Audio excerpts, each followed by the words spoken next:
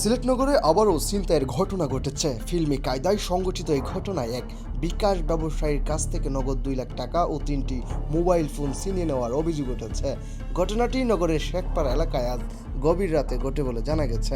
ভুক্তভোগী অপু নামের ওই ব্যক্তি স্থানীয়ভাবে বিকাশের ব্যবসা পরিচালনা করেন। জানা যায় আজ রাত 12টা 30 মিনিটের দিকে তিনি দোকান বন্ধ করে বাড়ির উদ্দেশ্যে রওনা দেন। পথে শেখপাড়া এলাকায় পৌঁছালে হঠাৎ 3টি মোটর সাইকেলে করে আসা কয়েকজন দুর্বৃত্ত তার পথ রোধ করে।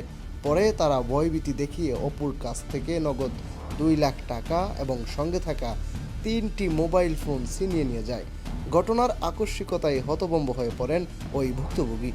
পরে বিষয়টি স্থানীয়দের জানালে এলাকা জুড়ে চাঞ্চল্যের সৃষ্টি হয়। খবর পেয়ে পুলিশ প্রশাসনের সদস্যরা ঘটনাস্থলে পৌঁছে পরিস্থিতি পর্যালোচনা করেন এবং ঘটনার বিষয়ে প্রাথমিক তথ্য সংগ্রহ করেন। এদিকে আসন্ন ঈদকে সামনে রেখে নগর জুড়ে কেনাকাটার চাপ বাড়ছে। বিপণী বিতান ও বাজারগুলোতে মানুষের ভিড় বেড়েছে কয়েক গুণ। এমন সুযোগকে কাজে লাগিয়ে চুরি ও ছিনতাইয়ের ঘটনা বাড়ছে বলে অভিযোগ করছেন স্থানীয় বাসিন্দারা। এতে সাধারণ মানুষের মধ্যে নিরাপত্তা নিয়ে উদ্বেগ দেখা দিয়েছে।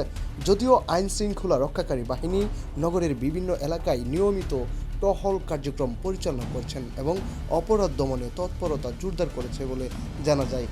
তবুও সাম্প্রতিক সময়ে ধারাবাহিকভাবে ছিনতাইয়ের ঘটনা ঘটায় নগরবাসীর মধ্যে উদ্বেগ বাড়ছে। অপরাধীদের দ্রুত শনাক্ত করে আইনের আওতায় আনার দাবি জানিয়েছেন সচেতন মহল।